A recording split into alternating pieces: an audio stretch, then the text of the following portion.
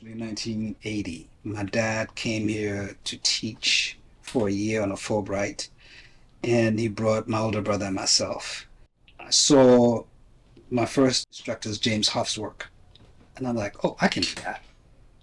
But I did not know the challenges. All I knew is that when you're young, you can be very arrogant and brash. My name is William Kwame. I'm a watercolorist, and I paint mostly African images. I remember people asking me questions about my home, about Ghana. And I'm like, wait a minute, you don't know anything about us? We know more about you.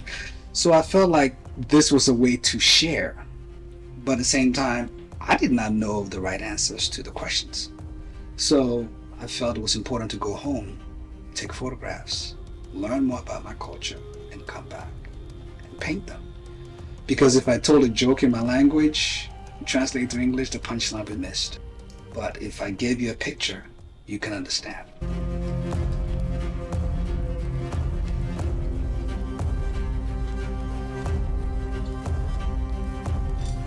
I think when people look at portraits, they're looking for a youthful version of themselves.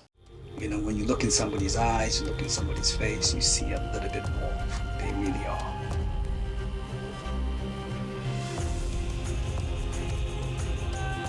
They're looking for intimate or how do you see me kind of version.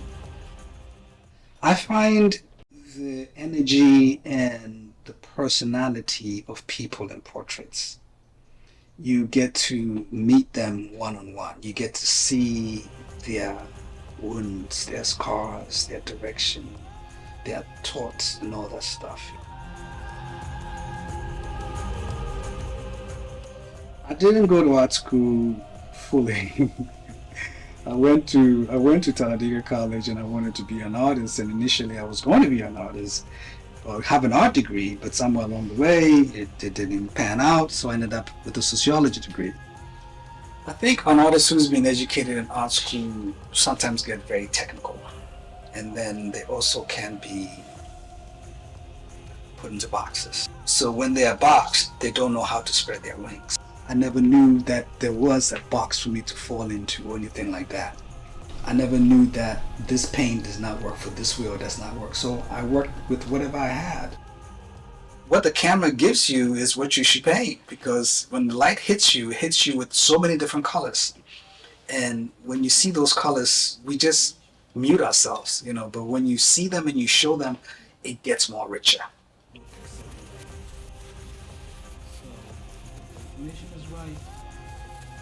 I want people to see people of color. I want to see that they see that we have lives. I want them to see us for who we are. I always tell people we all eat the same food, we just cook it differently. You know, so at the end of the day, that's how we should look at life. We all the same people, we just have different skins. It doesn't make us bad, good, all that stuff. It just makes us who we are.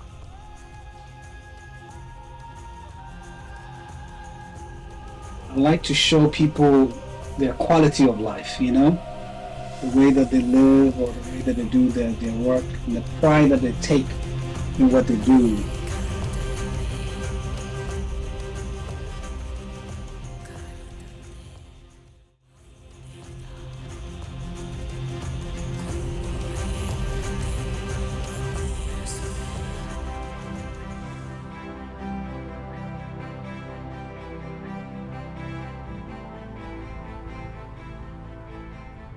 There's just like something magical that happens when you meet someone on the street. They can trust you for 5 seconds or 5 minutes to make a real connection with them.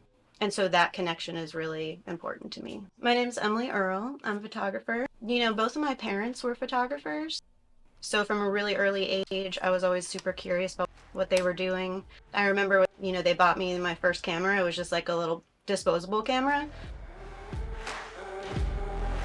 It's strange, I feel like everyone's a photographer in some way with technology and everything. I think that I'm constantly trying to rethink my place as a photographer in this world now.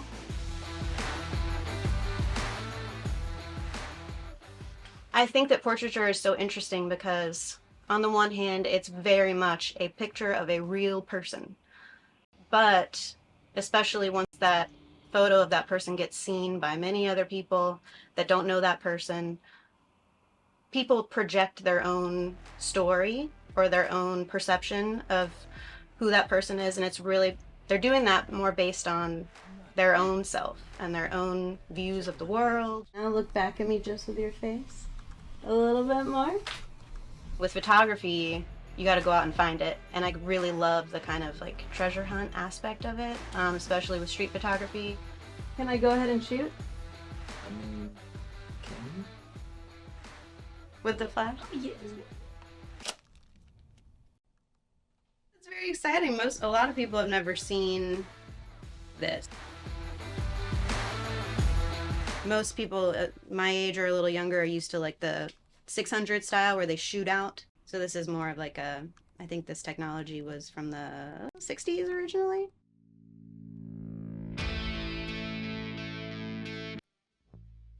There's just kind of like this weird magical craziness that happens late at night. People are able to, they're drinking, maybe they drop some inhibitions. It's easy to just talk to a complete stranger.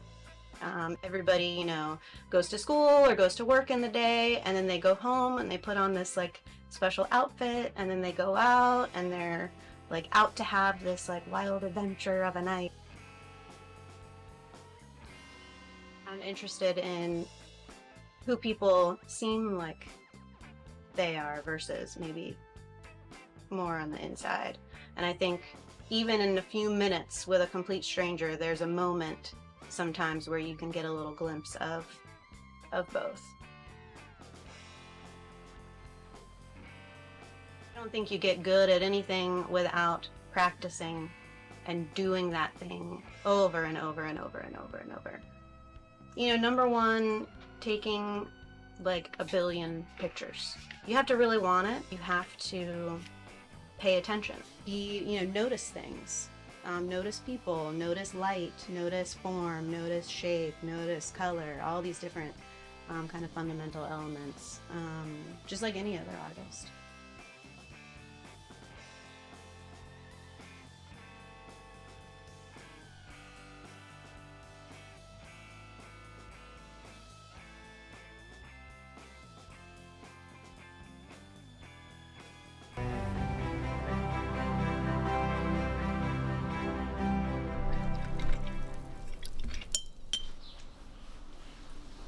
When I was growing up, there was a certain style of African Americans depicted, and it doesn't look like anybody that I know. It doesn't look like me when I look in the mirror. I was like, I want to see people who look like me.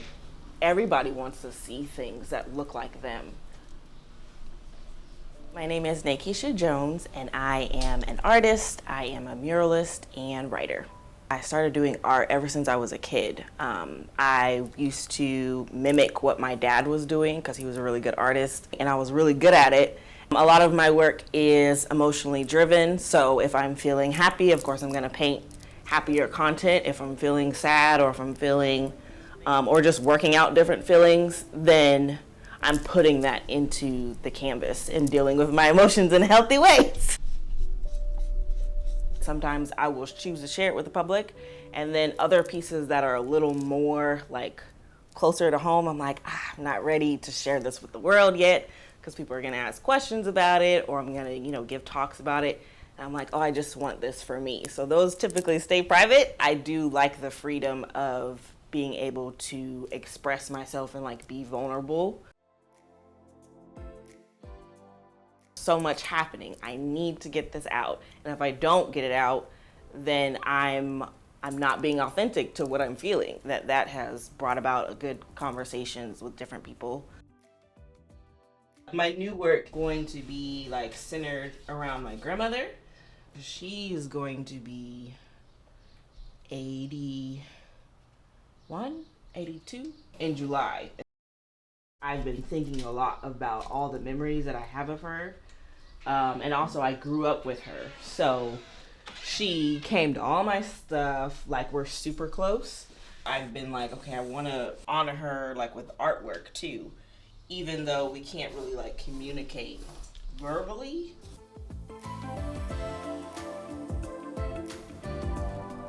I feel like I have a voice that I have to use.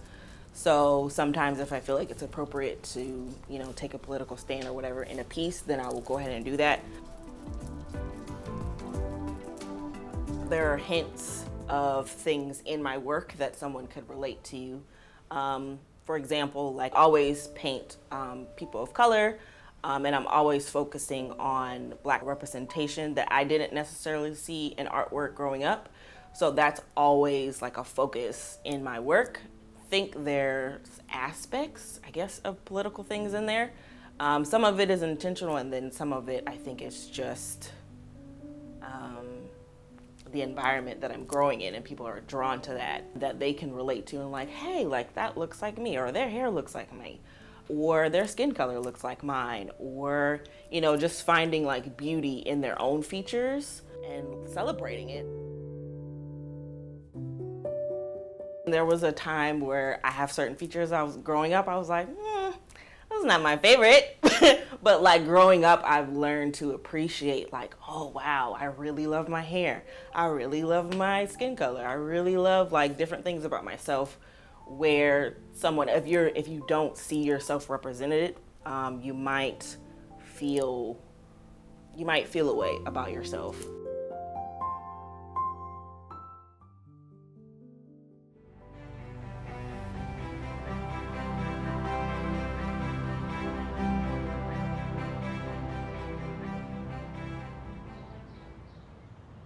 People don't always understand that seeing art and being around art enriches your life. You see other things differently when you can see art. I am Susie Chisum, and I am a professional sculptor. I do portraits, I do people. I love doing historical pieces. I love the research you do with historical pieces. I love finding out about the clothing, figuring out how the personality of the person. I just love the detail of the historical people. A lot of people say, oh, how do you do a commission? I could never do that. I like assignments. I like having a real person I'm doing. That's my thing. I grew up in a family that valued art. It was never a question, would I be in art? It was just, I'm going to the University of Georgia and majoring in art. I used to paint, and you can paint something flat, and I could do it. It just wasn't fun. And I started doing sculpture, and it was going around. I was going around the people I was painting and moving, and the hands, the tactile, just worked for me. And it was instant. I knew exactly this is where I should have been.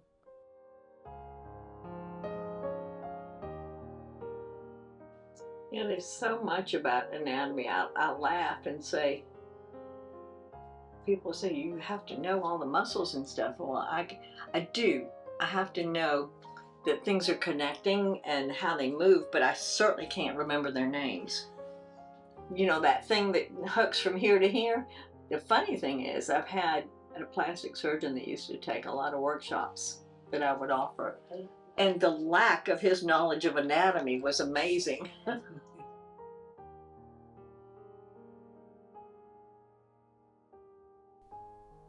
People think I'm sitting there just chiseling bronze, which wouldn't happen. It's an unknown thing. You can understand marble carving.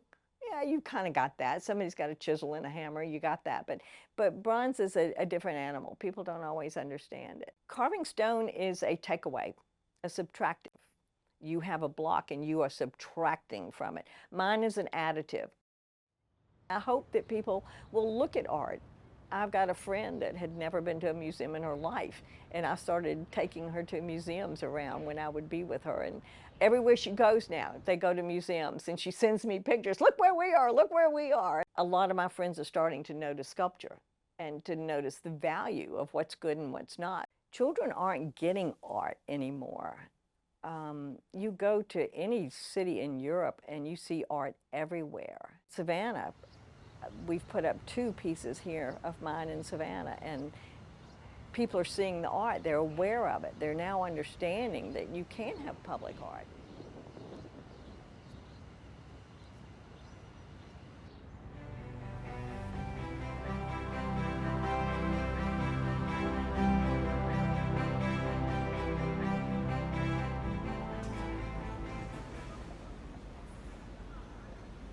Welcome to Savannah City Hall. I'm Luchana Sprer, Director of the City of Savannah's Municipal Archives. It was planned and constructed between 1904 and 1906 to be a building for the citizens of Savannah for a century to come.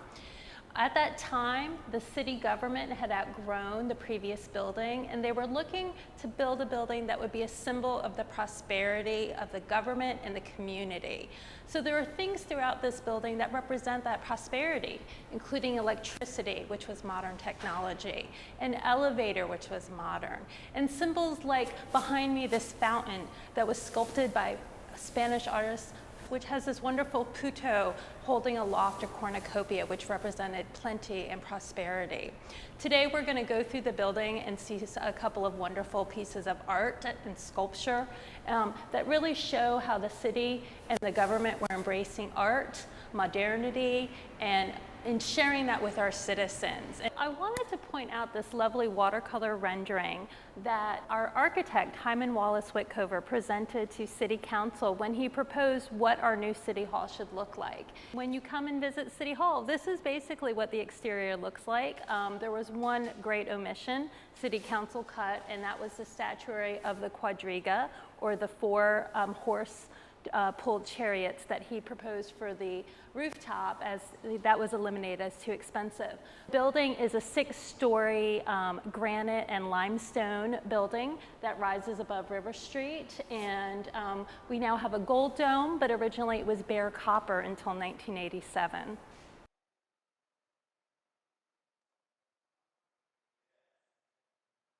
When you walk into the building, you have the lady. She's holding the sword of truth, the scales of justice, and the omniscient eye, or the all-seeing eye. And that is a symbol to remind city officials, government officials, to do their business out in the open, not behind closed doors. We're now entering the council chamber, which is where City Council meets to conduct the official business of the city. This is our most important room of the City Hall, so it is the most elaborately finished room in the building, architecturally, and it has some very important pieces of art in it. I wanted to point out the portrait of Mayor Herman Myers. Mayor Myers was Savannah's first Jewish mayor. He was an alderman for 10 years and then mayor for 10 years, and he was very proud of City Hall. He felt that City Hall was the crowning achievement of his administration. He left office, and in 1907, somebody actually snuck into the council chamber and slashed an X across his face. We offered a reward. We never discovered who the culprit was, and the city did pay an artist named Jan Thonison to restore the portrait.